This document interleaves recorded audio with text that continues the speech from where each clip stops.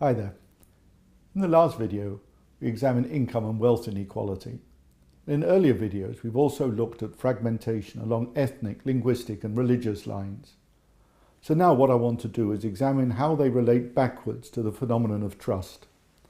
Now remember, it's always easy with hindsight to view a situation of a dysfunctional government or of economic stagnation and to find some societal disconnect that can be used as an explanation. The object of exercising quantification is to establish whether there are gradients in inequality and fragmentation, and whether these are statistically comparable to gradients in the performance of other variables such as trust or governance or growth. These measures, must also be remembered, also reflect the choice of mechanism, whether we're interested in general inequality, whether we're focusing on polarization at the extremes, or whether we're interested in populations that are mixed, or whether they are living geographically separate. In each case, there'll be a separate measure available for the calculation. Bear in mind too, and this is very important, that the trust data is suspect, that the governance indicators all contain error margins, and that the national income data, and therefore the growth data for poorer countries, are all extremely dubious. And much of the analysis is about poorer countries. So put all of these observations and reservations together, it'll be no surprise to learn that surveys of the literature confirm that different fragmentation indices and different samples of countries and different time periods all yield different results. So I suggest that we dispense with the statistical models and exercises and concentrate on the mechanisms by which these phenomena affect levels of trust in society. But just because we ignore the outcomes of statistical analysis does not mean that there is no real mechanism underpinning these societal relationships. It's just that we don't actually have the statistics to prove it.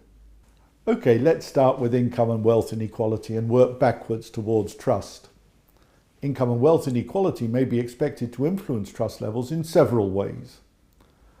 At one level, the poor in society may look at the rich with a degree of powerlessness, not to say resentment, and this may prompt them to disengage from civic organisations. Alternatively, if a society is more equal, its members will look at each other with a degree of mutual recognition, and this will generate an image of a shared fate. And this shared image may make its members feel more disposed towards taking common action to solve problems, and this, in turn, will promote trust. If we look at other elements in fragmentation, then different ethnic groups may exhibit different material cultures that express themselves in different styles of clothing, in different foods, and in prohibitions on certain types of food. And this will react directly on trust by reinforcing images of difference. Similarly, differences in languages will inhibit communication, most obviously in direct person-to-person exchange. But the differences will go deeper. Different language groups will have access to different news media, will get exposed to different political messages, and this again will enhance and perpetuate cultural differences that inhibit the construction of trust. Finally, if we look at religiosity, the links to trust can run in two directions. There's a positive side. Religious teachings emphasize the benefits of generosity and reciprocity towards others, and they disapprove of antisocial behaviour like dishonesty and theft. And these teachings will be internalized and passed through the generations, and in such a way they'll contribute to expectations of similar behaviour in others.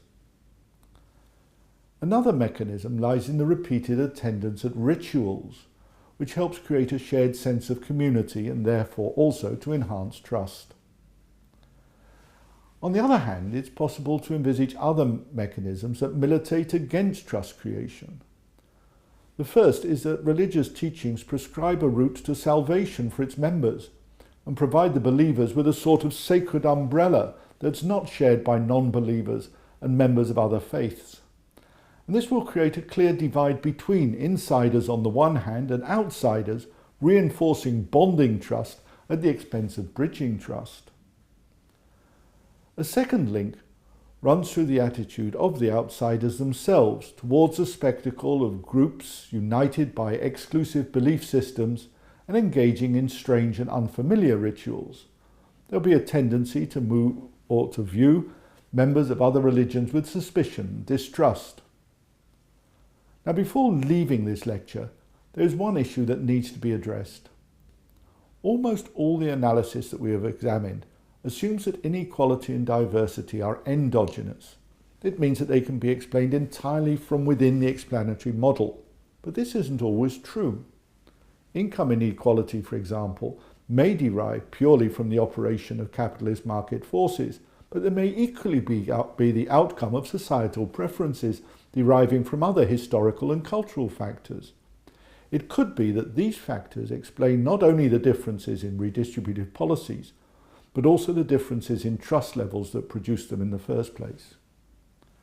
Equally, it's possible that some of the ethnic and linguistic diversity may have stemmed from geographical considerations.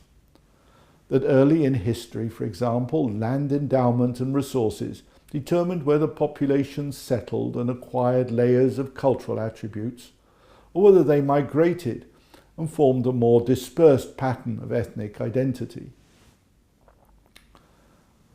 On the other hand, many ethnic differences within countries, especially in Africa, came not from something internally in the definition itself, but by the definition of national borders. And these were drawn by the imperialist powers in the 19th century, with scant regard for tribal composition of the areas. In addition, the impact of ethnic divisions may have been not so much in the statistical variables of fractionalization or polarization, but the way in which colonial institutions favoured some tribes above others, or favoured settlers at the expense of the existing populations. And this, in many ways, brings us to our final consideration. The impact of ethnic, religious, and linguistic fractionalization depends to some extent on real or perceived differences in welfare. What we need, but what we don't yet have, is international comparative data integrating income and wealth inequality with these different variables. So let's sum up then. In this lecture, we've looked at the diversity and inequality in society, and we've traced their relationship to trust. We've seen that trust is intimately bound with the question of governance. And so next week, we're going to turn our attention to the phenomenon of governance and its link to economic growth, welfare, and prosperity.